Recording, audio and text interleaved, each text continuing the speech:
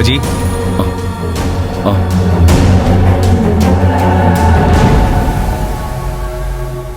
ഞാൻ അവരുടെ മുമ്പിൽ നിന്ന് കൂടുതലൊന്നും പറയാഞ്ഞിട്ടാ. നമ്മളെ കാണുകളല്ലടാ. ഒരു പെണ്ണ് മറ്റൊരുത്തനെ കല്യാണം കഴിച്ച് 10 മാസം കൊണ്ട് ഞാൻ പ്രസവിച്ച് കാണിച്ചു തരാമെന്ന് പറഞ്ഞ് നിന്റെ അമ്മയുടെ ബന്ധുക്കളുടെ മുന്നിൽ നിന്ന് വെല്ലുവിളിച്ച് ഇറങ്ങി പോകുമ്പോ കേട്ട് നിൽക്കുന്നവരെന്ത് വിചാരിക്കുന്ന നീ കരുതുന്നേ? എന്ത് വിചാരിക്കാൻ? അവളൊരു അഹങ്കാരിയാണെന്ന്. അല്ല, നീ ഒരാണാണോ എന്ന് അവര് സംശയിക്കും.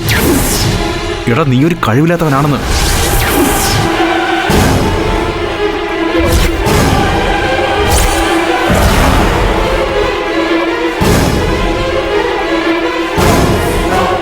അവളുടെ പെർഫോമൻസ് കണ്ടാ ഞാൻ അവരെ സംശയിച്ചു പോകും. അത്രയ്ക്ക് പെർഫെക്റ്റാ. ഇനിയിപ്പോ എന്റെ കാര്യം വിട്. പക്ഷേ ഈ കുടുംബത്തിൽ ഒറ്റൊരാൺതിരയായി വളർത്തിക്കൊണ്ടുവന്ന നീ ഒന്നിനും കൊള്ളാത്തവരാണെന്ന് ഇവിടുത്തെ അമ്മമാര് സംശയിച്ച അവരുടെ സങ്കടം എത്രയായിരിക്കുമെന്ന് നീ ഒന്ന് ആലോചിച്ച് നോക്കി.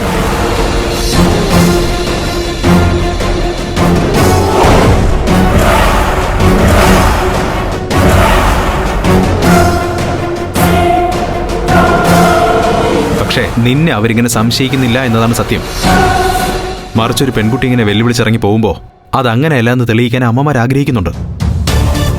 പക്ഷേ അക്കാരൊരു മകന്റെ മുഖത്ത് നോക്കി ചോദിക്കാൻ അമ്മയ്ക്ക് പ്രയാസമുണ്ട്.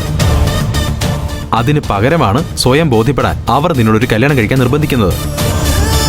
സോറി, ഇനി ഒരു കല്യാണം ഈ ജീവിതത്തിൽ ഉണ്ടാവില്ല. പറ്റില്ല എനിക്ക്.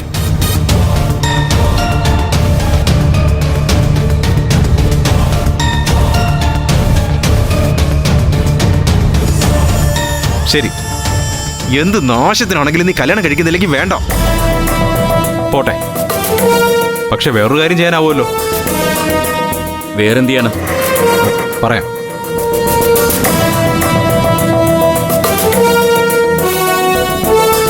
നാളെ അളകനന്ദ ഡിവോഴ്സ് കേസ് ഫയൽ ചെയ്യുമ്പോൾ ഡിവോഴ്സിന് കാരണമായി നിനക്ക് ഭാര്യയെ തൃപ്തിപ്പെടുത്താൻ പറ്റില്ല, കുഞ്ഞുണ്ടാവില്ല എന്ന കാരണം വാദിച്ചാൽ നിനക്കത് അംഗീകരിച്ചു കൊടുക്കാൻ പറ്റുമോ?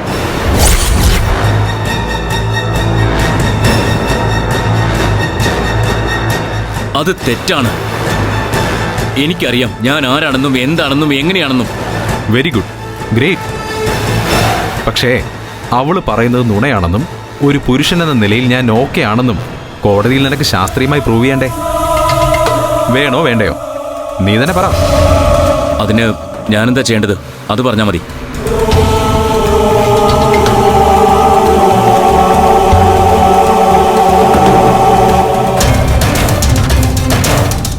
കോടതിയിൽ നിന്റെ ഭാഗം തെളിയിക്കാൻ വേറെ ആരും അറിയാതെ ഹോസ്പിറ്റലിൽ പോയി നിന്റെ സെമൻ ടെസ്റ്റ് ചെയ്ത് ആ റിപ്പോർട്ട് നമ്മൾ കയ്യിൽ വെക്കണം. അതിന് നിനക്ക് ധൈര്യമുണ്ടോന്നാ എനിക്കറിയേണ്ടത്.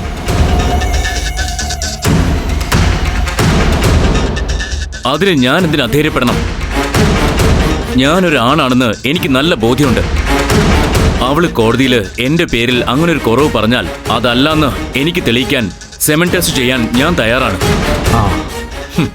US ഇതൊക്കെ സാധാരണ ഞാൻ കാണുന്നതാണ്. ഇതൊരു വലിയ കുറച്ചിലായിട്ടൊന്നും ഞാൻ കാണുന്നില്ല. ഗുഡ്. നീ ഒന്ന് റെഡിയാക്കോ. നീ US പോകും മുമ്പ് നമുക്കൊന്ന് ഹോസ്പിറ്റലിൽ പോകേണ്ടി വരും. ശരി, പറഞ്ഞാൽ മതി, ഞാൻ റെഡിയാ.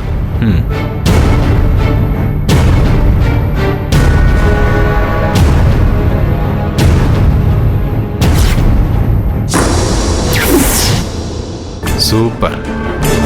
നീ US പോയതിന്റെ ഏക ഗുണം ഇപ്പോഴാണ് എനിക്ക് മനസ്സിലായത്. ഈ യുദ്ധം ഞങ്ങൾ ജയിക്കുമെന്ന് ഉറപ്പാ.